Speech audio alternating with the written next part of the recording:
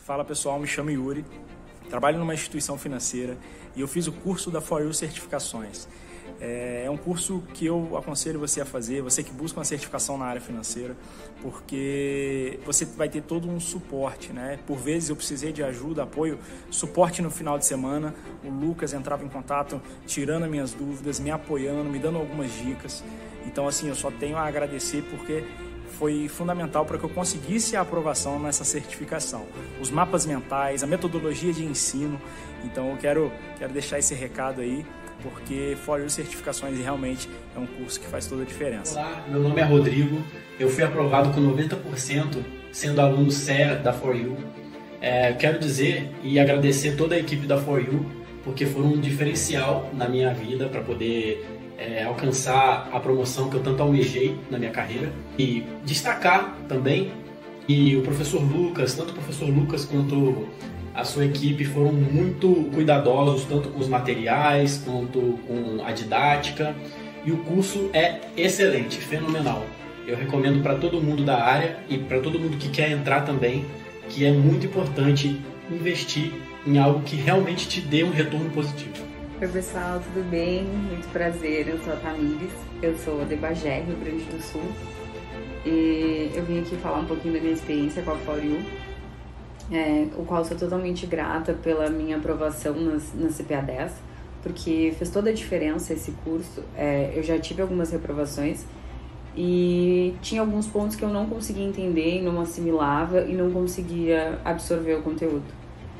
E aí eu conheci o Lucas, vi os mapas mentais dele, vi como é que funcionava o simulado e resolvi comprar o curso uns dias antes da minha prova e consegui assistir todas as aulas, entender toda a matéria e conseguir ser aprovada com êxito na CPA 10. Então eu sou muito grata por Lucas, por esse curso incrível, né, que tem uma forma de aprendizagem muito fácil, de fácil entendimento. Então, muito obrigada por isso.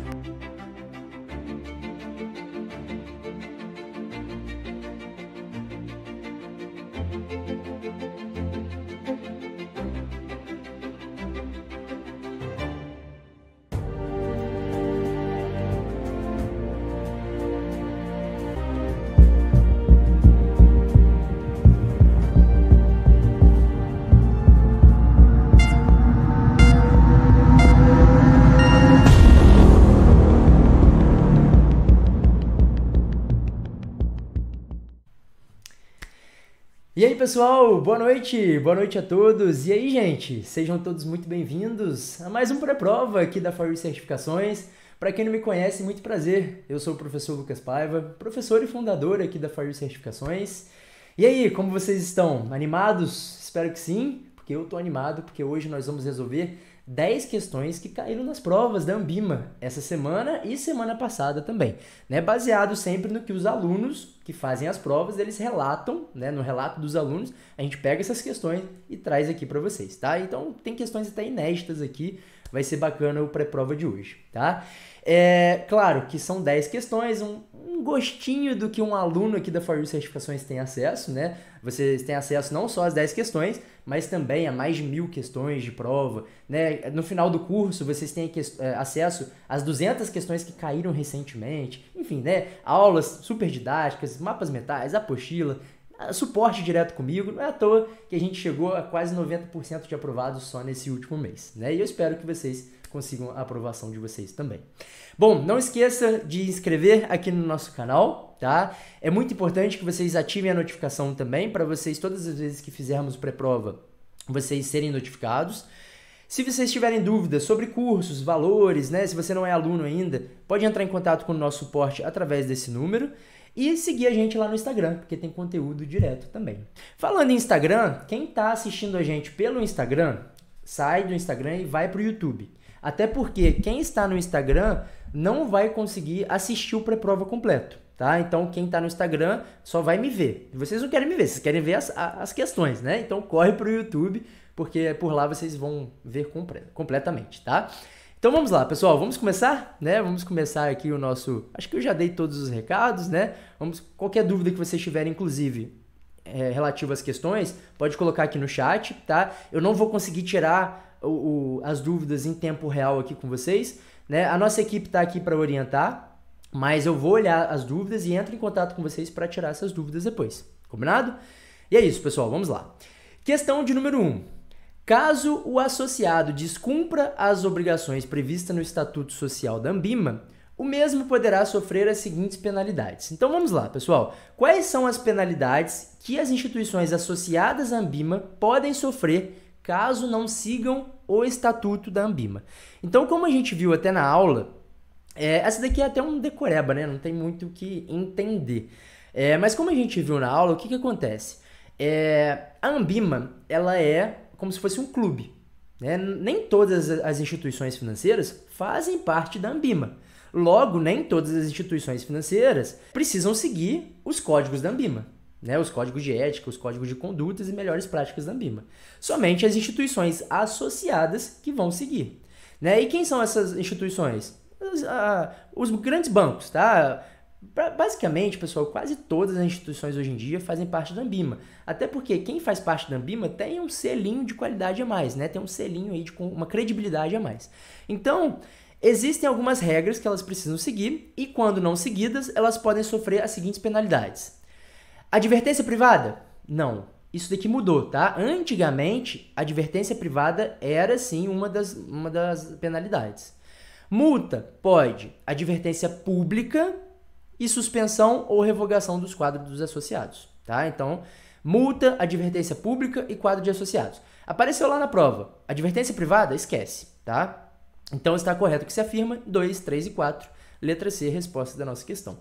Não esqueça de apontar a câmera aqui, pessoal, se vocês quiserem o cupom, né? Para vocês pegarem o cupom do curso, tá? Fica disponível somente durante o pré-prova. E aí a gente, até meia-noite, ele fica disponível e aí a gente interrompe e só fica disponível quando a gente faz o novo pré-prova e se tiver disponível, né? Então aproveitem aí. Aqui, se vocês não estão familiarizados, CPA 10, CPA 20 e CEA são as certificações que podem cair essas questões e que a gente já viu cair, tá bom? Então vamos lá. Questão de número 2, questão sobre ASG. Sobre os riscos ASG, ambiental, social e governança, um exemplo de riscos de governança corporativa em uma empresa quando a gente está falando de riscos ASG, nós temos riscos ambientais, riscos que envolvem questões sociais e riscos que envolvem questões de governança corporativa. A Ambima pode trazer questões referentes a esses 3 tipos, mas aqui ela está perguntando especificamente sobre risco de governança corporativa, tá? Então, eu trouxe até um quadro aqui para vocês, deixa eu pegar aqui e mostrar para vocês. Olha só. Quando eu estou falando, eu acredito que esteja dando para ler, né? Acho que sim. Quando nós estamos falando de... Deixa eu pegar aqui novamente o lápis. Beleza. Quando nós estamos falando de conservação, de questões ambientais, de riscos ambientais, são riscos voltados para questões ambientais, né? Questões de emissão de carbono, emissão de poluentes, né? Bem tranquila mesmo. Quando a gente está falando de risco de questões sociais, aí a gente está falando de questões voltadas mais para normas trabalhistas, para direitos humanos, né? Questões que envolvem igualdade de gênero, né? Então são essas questões que são levadas em consideração quando a gente está falando de riscos sociais. E aí quando a gente fala de governança corporativa, tem mais a ver com a parte administrativa, tá? Tem a ver com a forma que a empresa ela lida com essas questões, com relação ao conselho de administração, a transparência em relação a questões fiscais, né? A estrutura da auditoria. Então, todas as questões mais corporativas, mesmo mais administrativas, são voltadas para esse risco que envolve as questões de governança corporativa. E aí, quando a gente olha para a nossa questão, deixa eu tirar aqui. Quando a gente olha para a nossa questão, ele fala o seguinte, na letra A, ele fala, um acidente que ocasione o derramamento de petróleo no mar. Isso daqui é questão ambiental. A inexistência de departamentos de compliance ou auditoria interna na empresa.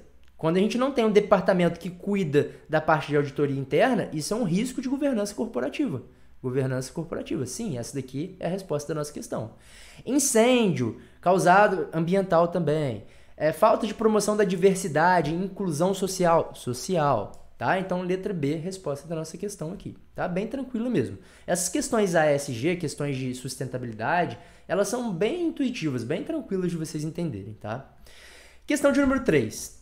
O Tesouro Nacional, por meio do Tesouro Direto, proporciona ao investidor pessoa física. Então, vamos lá. Estamos falando aqui do Tesouro Nacional, né, o responsável ali pelas questões de títulos públicos federais, né, e através do Tesouro Direto, nós, pessoas físicas, conseguimos investir, né, e se tornar investidores, comprar esses títulos de dívidas emitidos pelo Tesouro, né, são os títulos públicos federais.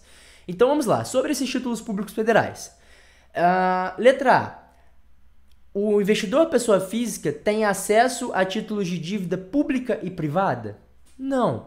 A emissão é apenas pública. O Tesouro Nacional, ele emite títulos públicos. Eles não emitem títulos corporativos, como um CDB, por exemplo, uma debênture. Não. Né? São títulos públicos, não são títulos privados. Então, nós, pessoas físicas, não temos acesso a títulos privados quando a gente acessa o Tesouro Direto. Tá? O Tesouro Direto é uma ferramenta, né? Uma plataforma onde você consegue comprar esses títulos públicos. Tá? Se você quiser entrar, tesourodireto.com.br, você pode comprar títulos públicos por lá. Letra B. A aquisição de títulos sem limites mensais de valor máximo. Não, temos limites mensais sim. Nós, pessoas físicas, podemos comprar até R$1 milhão por mês. Esse é o limite. Tá? Não pode comprar mais do que isso. Letra C. A garantia solidária dos agentes de custódias habilitados. Gente, existe FGC, por exemplo? Existe algum tipo de garantia no título público federal? Não existe. Né? Então, os agentes de custódias, que são as instituições até financeiras, né, que fazem até a parte de retenção do imposto de renda, não são eles que vão garantir esses títulos públicos. Quem garante esses títulos públicos é o próprio governo. Né? O governo é o emissor desses títulos e o governo ele tem não precisa nem ter FGC, de tamanha segurança que é comprar um título público federal. Para a gente tomar calote, por exemplo, num título público federal, o governo tem que falir, tem que quebrar, o governo tem que quebrar. E isso, poxa, é muito difícil de acontecer. Para isso acontecer, todos os outros títulos, todos os outros investimentos já devem ter quebrado de todos os outros investimentos e empresas também. Né? Então é muito difícil isso acontecer, até se tratando de Brasil, né? Que é um país emergente. Então vamos lá, garantia solidária dos agentes custódios, isso aqui também não. Letra D. A liquidez dos títulos mediante ofertas diárias de recompra. Essa daqui é a nossa resposta correta, tá? Por quê? Quando você compra um título público federal, se você quiser resgatar esse título, a qualquer momento, o Tesouro Nacional ele garante esse dinheiro de volta. Ou seja, ele garante para você o que a gente chama de liquidez. Liquidez é a facilidade de você transformar esse título que você tem em dinheiro. Ou seja, se eu quiser, por exemplo, vender... Se eu comprei uma casa, vou dar um exemplo aqui. Comprei uma casa e eu quero vender ela para pegar o dinheiro para amanhã. Será que eu consigo vender essa casa? Difícil. Então é uma casa que tem baixa liquidez. Então eu tenho um risco de liquidez muito alto nesse tipo de ativos imobiliários, né? Só que nos títulos públicos existe um programa que chama Programa de Recompra, né, diário, que é justamente o Tesouro Nacional, ele garante para você que você vai ter o seu dinheiro a qualquer momento que você quiser resgatar. Então, eu comprei o título hoje e vou resgatar amanhã, eu vou ter o meu dinheiro de volta. Claro, dadas as condições de mercado, né? Você pode sofrer marcação ao mercado, nem sempre você vai conseguir o dinheiro... Na verdade, você nunca vai conseguir o dinheiro completo, né? Porque você vai ter incidência de IOF, incidência, nesse caso aí, de imposto de renda, porque você resgatou muito antes do vencimento, por exemplo, né? Mas você pode resgatar a qualquer momento, tá? Por isso, letra D é a resposta da nossa questão. E vamos para a questão de número 1. De bola, aqui é a resposta da nossa questão. Entendidos? Vamos lá, questão de número 5. Essa questão aqui... tá caindo na prova com recorrência e confunde a cabeça de vocês. Vamos lá. A circular Bacen, aí começa a Anbima com essas circulares, né? A circular Bacen 3.978 de 2020 e suas atualizações, no seu artigo 18, determina que as instituições autorizadas a funcionar pelo Banco Central devem adotar procedimentos que permitam qualificar seus clientes por meio da coleta, verificação e validações de informações compatíveis com o perfil de risco do cliente e com a natureza da relação de negócio. Em conformidade com essas informações, está correto afirmar que Lucas, não entendi nada. Pois é. Nem eu, quando eu li a primeira vez, também não entendi nada. Mas eu li algumas vezes e consegui compreender. Então, o que acontece aqui? Existe uma circular do Bacen que ele fala o seguinte. Instituição financeira que é autorizada a funcionar pelo Bacen. Você, instituição financeira, você tem que estabelecer algumas metodologias, você tem que estabelecer alguns processos para qualificar o seu cliente, para buscar conhecer melhor o seu cliente. Justamente para você saber quem é esse seu cliente e os possíveis riscos, qual é o perfil daquele seu cliente e os possíveis riscos que envolvem ter ele como seu cliente. Né? Então, é basicamente isso que ele está falando. Através da coleta de informações, né, de validação do seu cliente, você vai fazer esse processo, né, de identificar quem é esse seu cliente. E aí ele fala o seguinte, está correto afirmar que a qualificação do cliente deve ser reavaliada de forma permanente, de acordo com a evolução da relação de negócio e do perfil de risco. Então, você nota, você tem lá o seu perfil, o seu cliente, né? Vamos lá. Eu tenho lá que o meu cliente, ele ganha R$5.000 por mês, né? Ele tem um perfil de risco moderado. É isso, né? É um cliente ali moderado, ele não tem muita... ele tem um pouco de aversão a risco e não corre muito risco no mercado. Então, beleza. Só que esse meu cliente recebeu R$1 milhão na conta dele. Ele, começou a comprar ações. Começou a investir em derivativos. Começou a fazer operações arriscadas de day trade. Que sai um pouco do perfil dele. Então, é importante que a instituição financeira saiba quem é o perfil, quem é o seu cliente, justamente para que, mediante essas transações, essas operações, possa identificar uma possível, inclusive, lavagem de dinheiro, um crime de lavagem de dinheiro, né? E possa identificar isso. Então, é importante que essa qualificação do cliente seja reavaliada de forma permanente, para saber, né, como está sendo a evolução. Às vezes, o seu cliente ele mudou de perfil. Às vezes, ele vendeu uma casa, às vezes, ele passou a ter novos objetivos e está tudo certo, né? Mas é importante essa qualificação. Então, essa aqui está correta. A número 2, a gente está falando de pessoa jurídica. Aqui a gente falou de pessoa física, mas aqui a gente está falando de pessoa jurídica. E quando a gente está falando de pessoa jurídica, a gente está falando de empresas. Então, é importante também que existam procedimentos de qualificação também para pessoa jurídica. Né? Para analisar, inclusive, aí ele fala o seguinte, ó, os procedimentos de qualificação do cliente pessoa jurídica devem incluir a análise da cadeia de participação societária, ou seja, quem são os sócios dessa empresa, até a identificação da pessoa natural caracterizada como seu beneficiário final. E é por isso que confunde. É a forma que a Ambima está apresentando essas questões.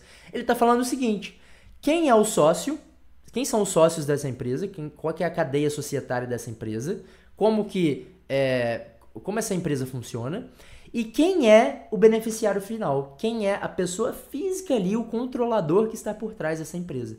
Né? Isso que é o chamado de beneficiário final. Então é importante que a gente qualifique também essas pessoas. E essa daqui também está correta, o que faz com que a 1 e 2 sejam ambas corretas. Letra C, resposta da nossa questão. Tá bom? Cuidado, tá, gente? Tá caindo exatamente dessa forma. E aí as duas são corretas. Beleza? Pausa pra gente beber um pouquinho de água. E é a hora do like. Hora de vocês deixarem o like. Eu só vou passar esse slide depois que todo mundo apertar no like. Por favor, gente. Isso ajuda bastante até pro YouTube entender que vocês estão gostando. Pra gente também entender que vocês estão gostando do nosso conteúdo, né? Pra que a gente possa continuar fazendo os nossos pré-provas. Tá bom? E até mesmo pra falar pra vocês, né, gente? Eu já comentei um pouquinho. Aqui, ó. Se vocês quiserem se tornar nossos alunos, inclusive vai estar aparecendo um QR Code aí na tela. Você aponta esse QR Code, tá? E aí você consegue ter acesso aos valores, tudo certinho. E juntos aqui, né, nós já somos mais de 8.000 pessoas, mais de 8.000 histórias. E eu fico muito feliz, gente, muito feliz mesmo de saber até onde a gente, aqui a For You Certificações chegou, né? A que ponto a gente chegou, né? Eu lembro que, a gente começou, foi em 2021, né, os primeiros aprovados, e hoje já somos mais de 8.000. E eu espero que isso vire 10, que isso vire 15, e que eu possa continuar ajudando vocês a conquistarem seus objetivos, tá bom? Parabéns por todos vocês estarem por aqui e se vocês quiserem se tornar nossos alunos, sejam todos muito bem-vindos, tá? Aqui, ó, vamos lá, vamos voltar. Opa, voltamos. Aí. E vamos para a nossa questão de número 6. A respeito da política monetária, é correto afirmar que qual que é a principal função de uma política monetária? Nós temos o seguinte, gente, que todos os anos o Conselho Monetário Nacional ele vai determinar a meta da inflação. Ele vai falar assim, gente, a inflação desse ano é, sei lá, 4%. Então, cabe ao Banco Central executar as políticas monetárias, né? Utilizar-se de ferramentas para controlar essa inflação. E aí são os que a gente chama de política monetária, né? O Banco Central é o responsável por executar essa política monetária, tá? Para controlar justamente, para a estabilidade de preços. Inclusive, é uma outra questão de prova. Principal objetivo do Banco Central, estabilidade de preços, tá? Então, é o Banco Central que é responsável por fazer a política monetária para trazer a inflação para dentro da meta. E aí existem políticas monetárias expansionistas e políticas monetárias contracionistas, né? Porque aí o Banco Central ele precisa, dependendo do cenário, fazer um tipo de política ou outro tipo, tá? E vamos lá. Letra A. A compra de títulos públicos dos bancos pelo Banco Central é coerente com uma política monetária contracionista. Quando eu compro alguma coisa de você, vamos supor que você está me vendendo essa caneta aqui. Eu estou comprando essa caneta de você. O que eu estou fazendo? Eu estou te dando dinheiro e você está me dando essa caneta. Quando eu estou te dando dinheiro, eu estou injetando dinheiro em troca de um produto. Então, quando o Banco Central compra títulos públicos dos bancos, ele está fazendo isso.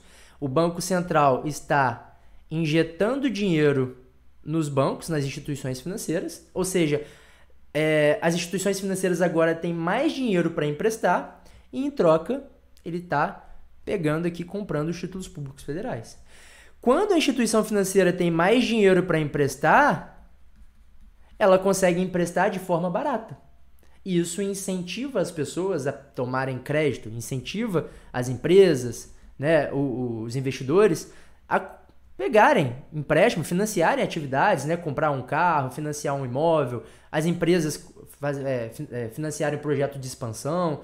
Então isso incentiva o consumo. E quanto mais gente consumindo, maior é a nossa inflação. Isso é uma política contracionista? Não é, isso é uma política expansionista. Tá? Então não é a letra A. Letra B. Deixa eu colocar aqui de vermelho. Letra B. Elevação das taxas de juros podem comprometer a viabilidade de novos projetos de investimentos na economia. Essa está correta. Por que está correta? Vamos lá, traz para a vida real, gente. Política monetária, traz para a vida real. Quero comprar um carro. Então vamos lá, você está aqui, quero comprar um carro. Então eu vou lá no banco e pergunto para o banco, banco, quanto que está aí para financiar o meu carro? Eu quero comprar um carro. Aí ele fala assim, ó, 7% ao ano. 7% ao ano. 7% não, vamos colocar aqui que está 2% ao mês, tá? 2% ao mês.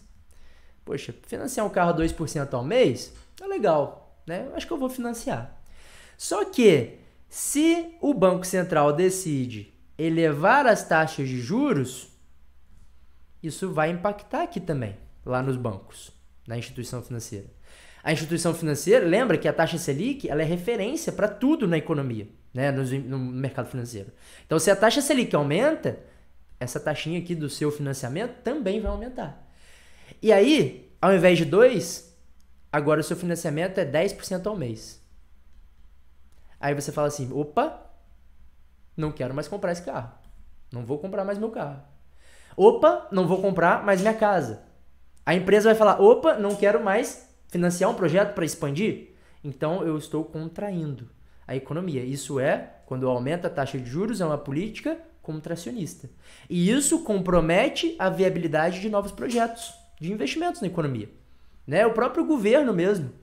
Né? Se os juros estão maior, o governo tem que pagar esses juros maior. Quando ele vai pedir dinheiro emprestado, ele tem que pagar juros maiores. Isso vai comprometer também a viabilidade de novos projetos também do governo. Então, é uma política contracionista. E isso faz com que a inflação diminua. Essa daqui está correta. tá? Então, letra B aqui é a resposta da questão. Aqui ele fala que é uma ferramenta exclusiva, a política monetária é uma ferramenta exclusiva do sistema de metas de inflação, é a oferta monetária, mas aqui não tem aqui ele está especificando muito, tá? Não é a oferta monetária que é uma ferramenta exclusiva de política monetária. Nós vimos que nós temos aumento e diminuição da taxa de redesconto, depósito compulsório, open market, aumento e diminuição da taxa de juros, e não só o controle da oferta monetária, tá bom? E a letra D, ele fala que a elevação do recolhimento dos compulsórios provoca um incremento de recursos disponíveis. Não é um incremento de recursos disponíveis. Quando aumenta o recolhimento do compulsório, as instituições financeiras têm um decréscimo, né? Diminui os recursos disponíveis para empréstimos, tá? E não aumenta. Então, letra B, resposta da nossa questão. Beleza? Política monetária traz para a vida real, que fica mais fácil de vocês entenderem. Questão de número 7. Outra questãozinha também, que tem trazido bastante dúvida e que muita gente erra na hora da prova e que cai com recorrência. Uma instituição financeira possui os seguintes mecanismos de acompanhamento e controle para fins de prevenção à lavagem de dinheiro e ao financiamento do terrorismo. Então vamos lá. Quando nós estamos falando de prevenção, de combate ao crime de lavagem de dinheiro, prevenção ao financiamento do terrorismo, toda instituição financeira precisa estabelecer processos, né, de acordo com a circular 3978, eles determinam que toda instituição financeira precisa estabelecer processos para controle desse crime, né, de lavagem de dinheiro. Então, quando a gente vai estabelecer processos, a gente precisa seguir algumas etapas. Primeira etapa, eu vou definir quais são esses processos. Eu vou realizar testes e eu vou ter alguém para supervisionar esse processo. Então, eu vou definir meus processos, eu vou realizar testes e eu tenho também trilhas de auditoria. Então, essa é uma etapa para a gente controlar, né, a fim de prevenir esse crime de lavagem de dinheiro. Essa aqui está correta. Número 2. Depois que eu defino esse meu processo, eu vou definir métricas, eu vou definir indicadores para eu saber, né, se eu estou tendo muitos alertas, né, eu vou definir indicadores para ter alertas de que eu estou tendo um risco muito grande ou um risco muito pequeno. Então, eu preciso ter parâmetros. Então, eu vou definir algumas métricas, né, para eu saber como que esse processo está andando. Se esse processo estiver tendo deficiências, eu vou precisar corrigir. Então, eu vou identificar e corrigir eventuais deficiências. Então, defino meus processos, né, realizo testes, realizo o processo de revisão, né, de auditoria, defino minhas métricas e indicadores e identifico e corrijo os possíveis erros. Todas essas aqui fazem sentido, não é isso? Número 4. Número 4 ele fala monitoramento do uso das redes sociais por seus clientes. O que isso tem a ver com lavagem de dinheiro? Faz sentido. Isso aqui é mais uma questão de código de conduta, de ética ali dentro da instituição financeira, né? É você monitorar, poxa, o profissional tá ali com o cliente na mesa mexendo no Instagram. Isso daí é uma coisa dentro da instituição, né? Não tem a ver com o controle para fins de prevenção à lavagem de dinheiro e financiamento do terrorismo, tá? Então essa daqui não está correta. A número 1, número 2 e número 3 são as respostas corretas. Letra B, resposta da nossa questão. Fechou? E vamos para a questão de número 8, questão sobre... Sempre cai, né? Pelo menos umas 4 questões aí, CPA 20 e CEA, cai questões sobre heurísticas e finanças comportamentais. E essa aqui é bem tranquila. A questão da Juliana. Caiu a questão da Juliana, né? Tem 2 questões que caem sobre da Juliana. E as 2 falam até de PL. Fala o seguinte, vamos lá. Juliana investiu em uma empresa do setor de mineração, com índice preço-lucro, PL, né, de 1,5. Preço-lucro, pessoal, é um indicador, é muito utilizado até pelos analistas fundamentalistas, que é um indicador muito importante para saber se aquela ação está cara, se aquela ação está barata. Mas claro, né, existem diversos, centenas, milhares de indicadores, mas um dos que é muito utilizado é o índice PL, preço-lucro, né? Então, a partir disso, eu consigo saber, por exemplo, se eu receber somente os lucros daquela empresa, eu vou conseguir ter o meu dinheiro de volta, o capital que eu investi, em 1 ano e meio, por exemplo. Tá? Então, é basicamente isso que ele está falando. Em um ano e meio, eu consigo retornar o investimento que eu fiz naquela empresa, comprando aquelas ações. Bem básico, tá? Eu não vou ir a fundo nisso agora. E aí, passado 2 anos, essa empresa chegou a ser negociada com PL de 3, ou seja, 3 vezes o lucro, e atualmente esse PL está de 2. E aí, a Juliana fala assim, questionada pelo seu gestor, ela fala, eu não vou vender minhas ações até ter 3 vezes... não vou vender as ações por menos de 3 vezes o lucro, ou seja, eu não vou vender minhas ações até o meu PL chegar a 3. Nesse contexto, qual é o viés da heurística que está acontecendo aqui? É o viés que a gente fala da ancoragem, porque ela está se ancorando em um número para tomar uma decisão. Se eu chego e falo assim, eu não vou vender dólar até o dólar bater R$7, eu estou me ancorando no valor de R$7 para eu tomar uma decisão. Eu não vou comprar as ações na bolsa até a bolsa voltar a valer 50 mil pontos. Eu estou me ancorando a 50 mil pontos para tomada de decisão. E aqui ela está se ancorando ao PL, a um indicador, para tomada de decisão. Você não precisa saber o que é PL aqui nessa questão. Você só precisa saber que ela está se ancorando a um indicador para tomar a decisão dela. E é isso a ancoragem, tá? Então, letra A, a resposta da nossa questão. E vamos para a nossa questão de número 9. Questão pegadinha, essa é boa. Essa é boa. Eu quero que vocês coloquem aí, vamos lá, pessoal, bota aí no chat. Eu quero que vocês leiam essa questão e coloquem a resposta. Vamos lá. Roberto tem um PGBL regressivo há 15 anos e tem a sua esposa como beneficiária. Após 2 anos, vem a falecer, deixando o PGBL com saldo de 3 milhões.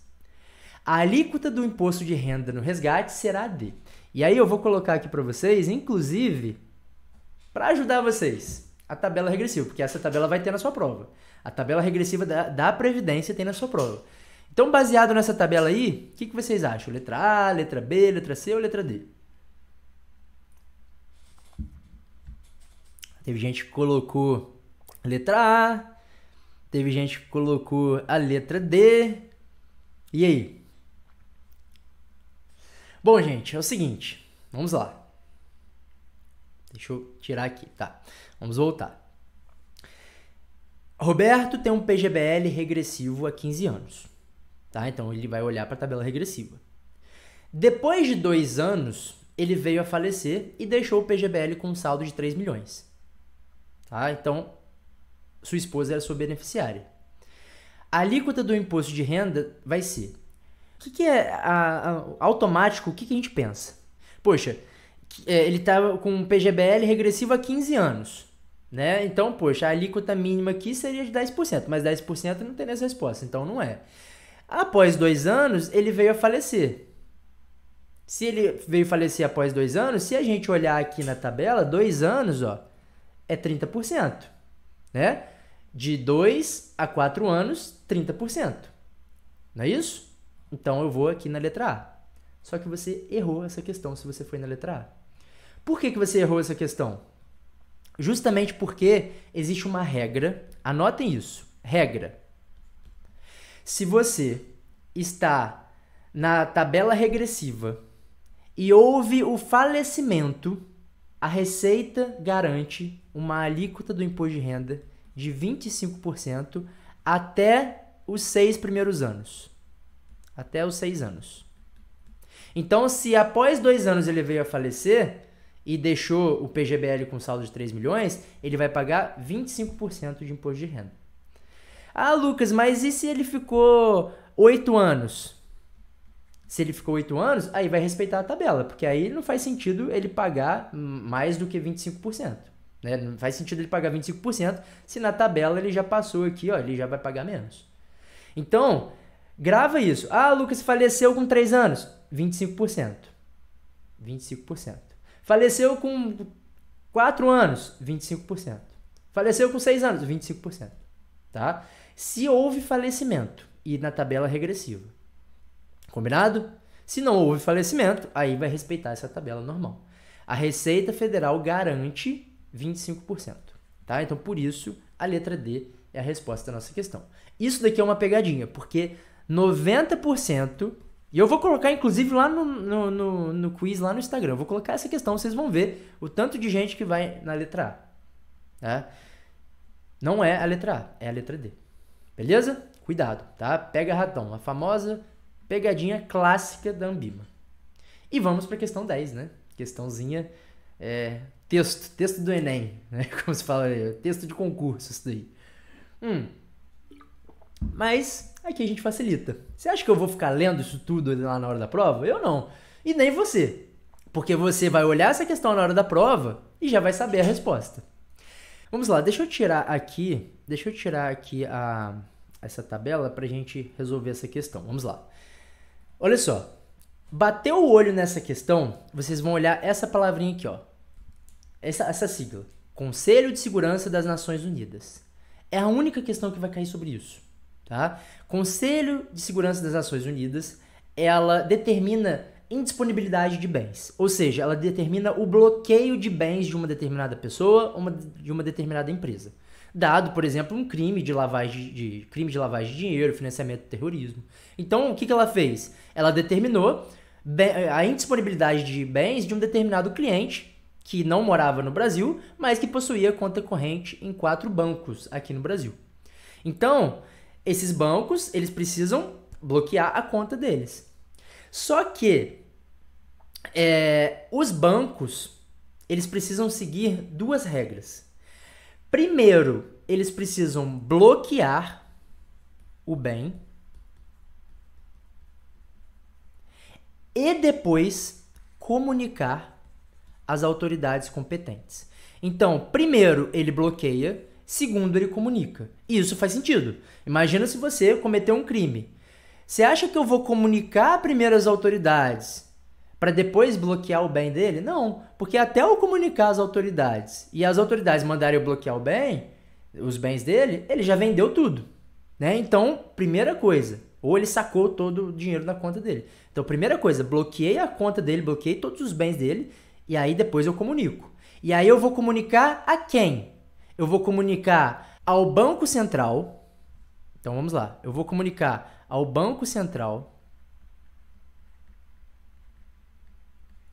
ao Ministério da Justiça e ao COAF.